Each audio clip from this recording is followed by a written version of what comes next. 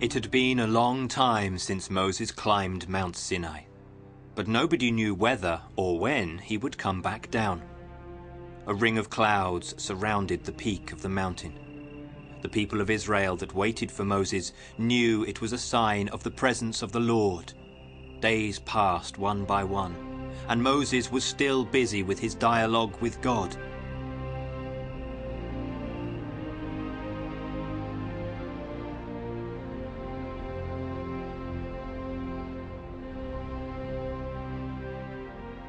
Aaron was rather worried, because the people were now losing their patience. What will I tell the people if he doesn't return? How will I manage to keep the Hebrews in check?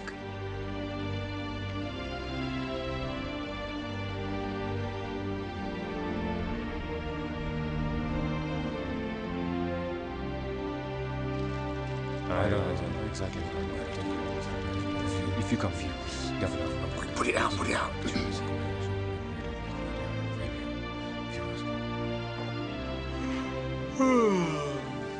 I think he'll never come back down from that mountain. I think I'll wait for him just one more day. It's just a big waste of time. That's enough. I'm off. Where do you think you're going? You can't do that. May you be damned for eternity. Leave us alone. May you be damned, not me, because we're leaving and taking everything with us.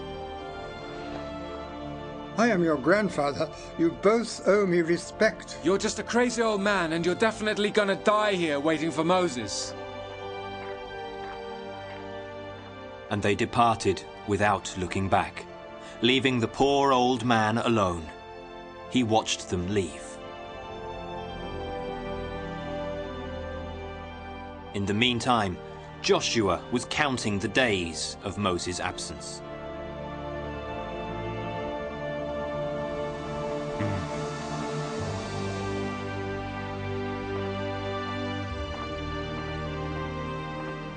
They've all gone, Joshua. What are you going to do? We're staying. Ever since we left Egypt, Jehovah was always there, good and loyal to us.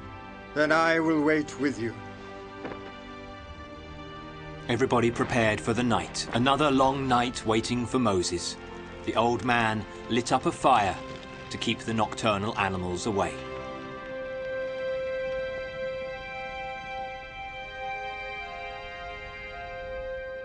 The long, starry night eventually went by, and the morning after,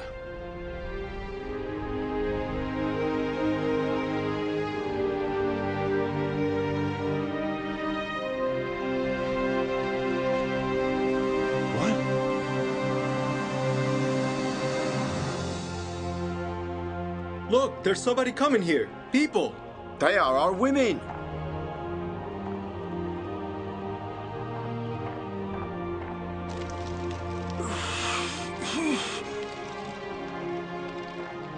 We all came back to wait here with you. And we will stay here. We are waiting for Moses to come down from the mount. He is still on the mount. After 38 days, mountain lions could have devoured him. If I go, what will I tell your children about? I love my children. But tell them that their father cannot come back yet because he must obey Jehovah's commands. If you're not coming back, I'll stay with you. I want to see Moses come down from the mountain too. women brought food with them for the men, and the men gladly ate everything the women provided.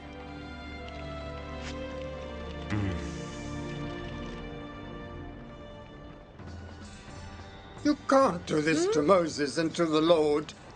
Exactly what I'm going to do. If you come. I don't know exactly what You're about to die. We have to live. Go away, old man! You're tired of waiting for Moses to return? It's not only that. We need more than an invisible God who only talks to Moses, and not us. It's not up to you to decide how your God should be. You've never seen him. The Egyptians have very beautiful ones in their temples, you know, and they carry them on the roads, play music and dance in their presence. Why can't we do like the Egyptians? That's not the reason why we Hebrews came all the way here from Egypt. Another prophet climbed Mount Horeb, and the mountain lions devoured him. Maybe the same thing happened to Moses. My father taught me to worship the invisible God, the God of Abraham, Isaac and Jacob. I don't want another God. Have you forgotten the manna in the desert and the water that came out of the rock? You talk too much, Kerr. If Moses' God really exists, I'll fall dead.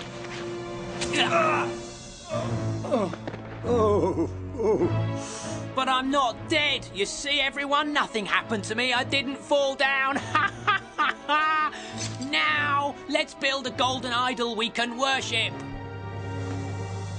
Wake up, wake up. Oh.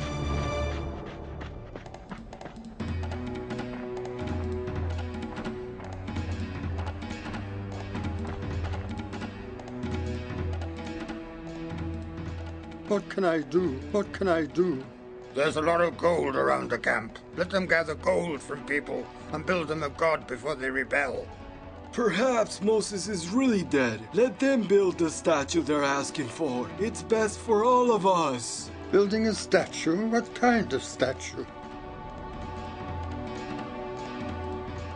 The Hebrew people were convinced that building an idol to worship was the best option left for them.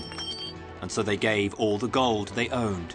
Rings, earrings, jewels, necklaces, bracelets, and golden coins too. When they had gathered the right amount of gold they needed to build the statue, they started to work.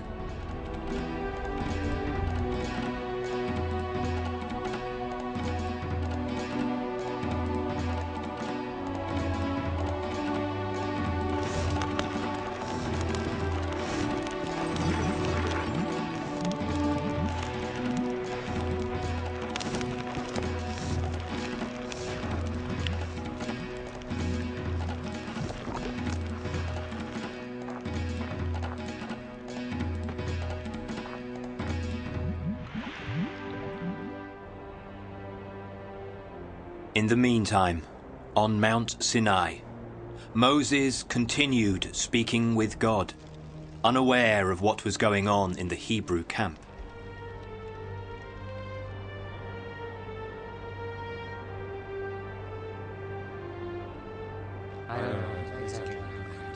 The Hebrew people were eager to see which form their idol would take. The waiting was agony for them. The mold is cold. Now we can start demolishing it.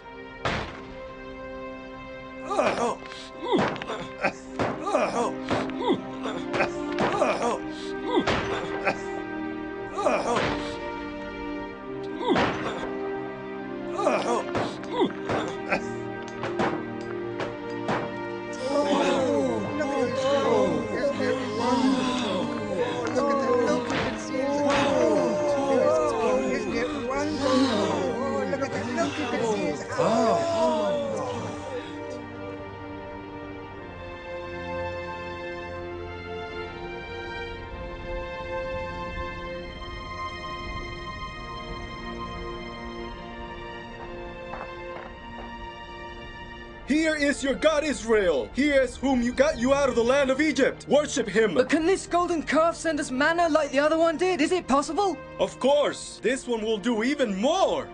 And will he make all that fresh running water come out of the rock? Of course. And not only that. And will he drive our people against our enemies and crush them all? Will he really? Certainly. Only this one is a true God. The Hebrew people bowed down at the foot of the golden calf and worshipped it. All night long, the Hebrews danced and ate and drank and danced until they were exhausted.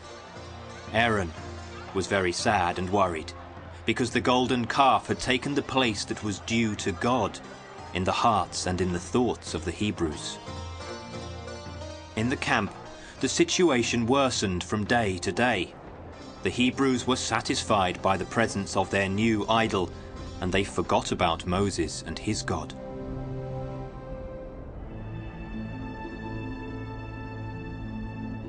But one day, the cloud that surrounded the peak of Mount Sinai finally disappeared. The clouds have cleared and Moses is coming down. Moses came down from Mount Sinai, holding in his hands 2 testimonial tablets that the Lord had carved. While he passed among the Hebrew people, he realized that what the Lord had told him was true. The Hebrew people had become corrupted. Are you the only ones left waiting for me? And the others? And the people of Israel? Where are they?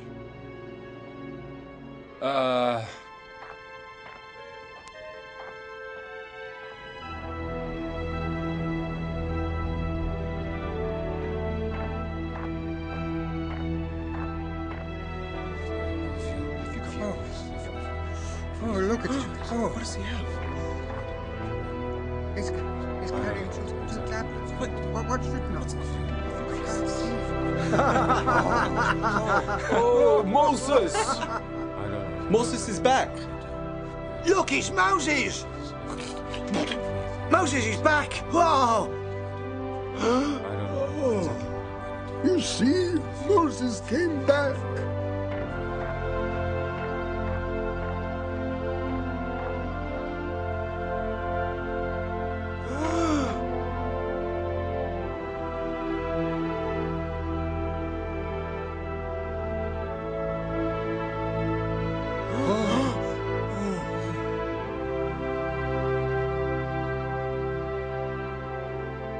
Moses was filled with uncontrollable rage. He hurled a testimonial tablet to the ground, shattering it into pieces.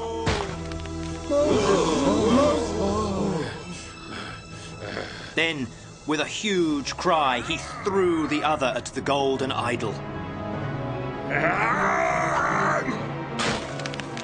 He took a soldier's sword and struck the idol over and over and over and over again until the sword broke.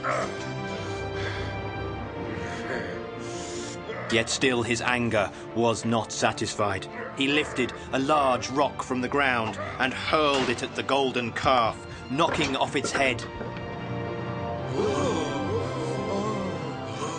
and smashing the idol from its pedestal onto the ground.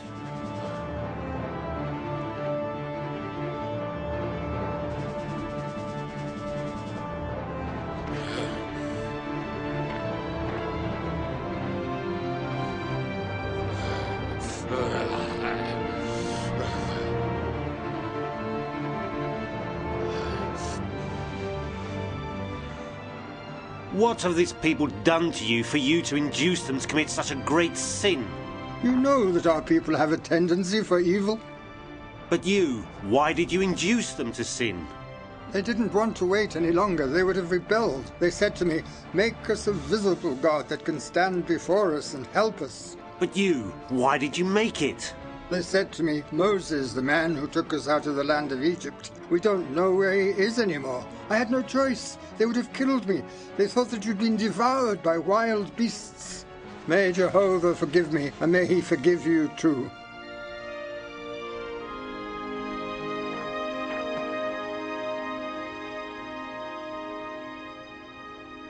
Those of you who remain faithful to Jehovah, come forward.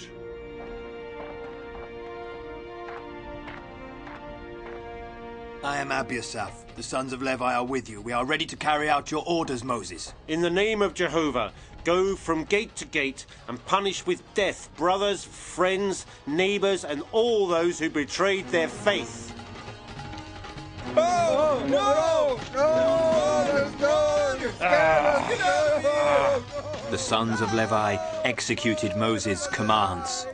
They ran through the camp, searching from top to bottom, and putting to death every single Hebrew that had stained himself with the sin of idolatry. It was a fateful day for the Hebrews. Almost 3,000 people were executed.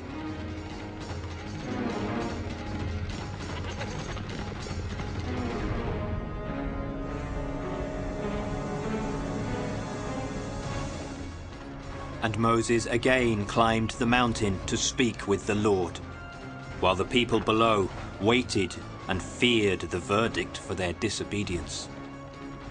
Stop now. You, sons of Levi, remain faithful to Jehovah. May you be blessed. As for the others, fathers, brothers and sons, They sinned against him, and they'll get their punishment. Now I'll climb the mountain of God to ask Jehovah his forgiveness for the great sin committed by the people of Israel. And while I climb the mountain to reach him, praise the name of Jehovah and wait here for me.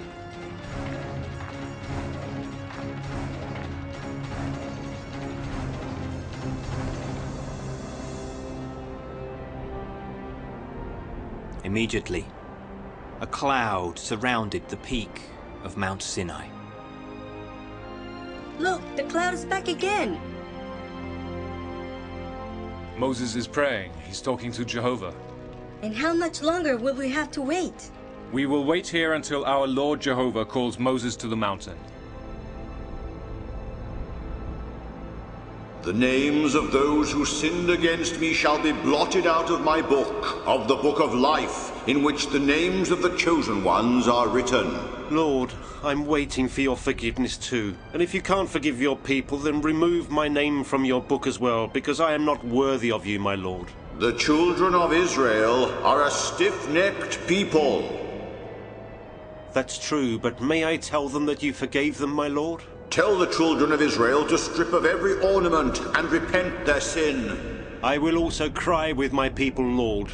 I will pitch a tent at the foot of this mountain, and I will wait to hear your voice, Lord.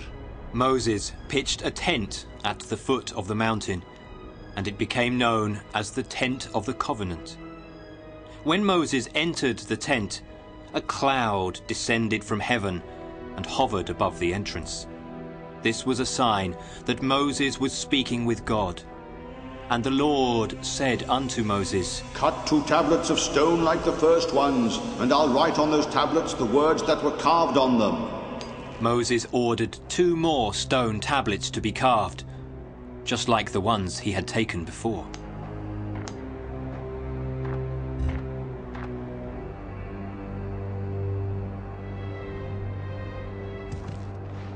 He rose early and climbed the mountain again as the Lord had commanded, carrying with him the 2 new tablets.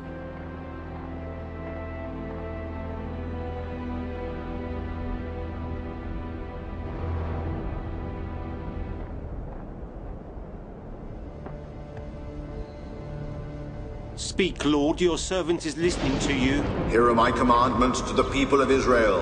I am the Lord your God who brought you out of the land of Egypt, out of the house of bondage. You shall have no other gods before me. You shall not make yourself any graven images or any form of what is in the heavens above, here on earth, or in the waters under the ground. You shall not bow down to them nor serve them, for I, Jehovah your God, am a jealous God, punishing the fathers' guilt through their children, up to the 3rd and to the 4th generation of them that hate me. However, I will show mercy unto thousands of them that love me and keep my commandments. You shall not utter in vain the Lord's name, because the Lord won't leave unpunished he who pronounces his name in vain. Remember the day of rest and sanctify it.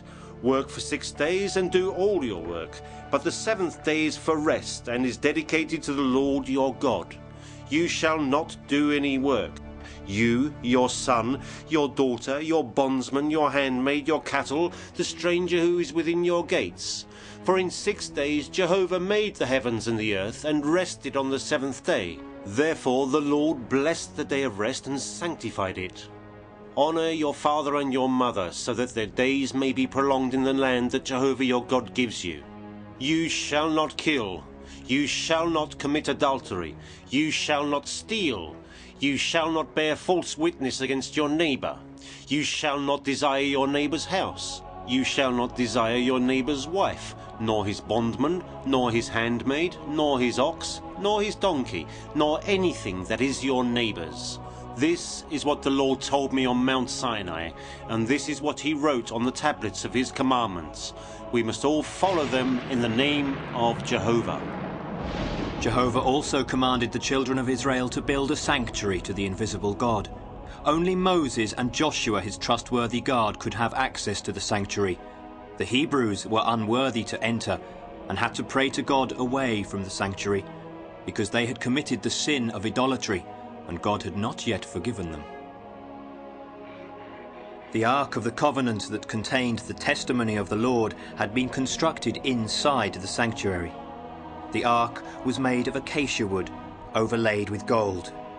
On top, there were 2 golden cherubims fashioned by hammer, situated one in front of the other, with their wings spread skyward and their faces turned towards each other.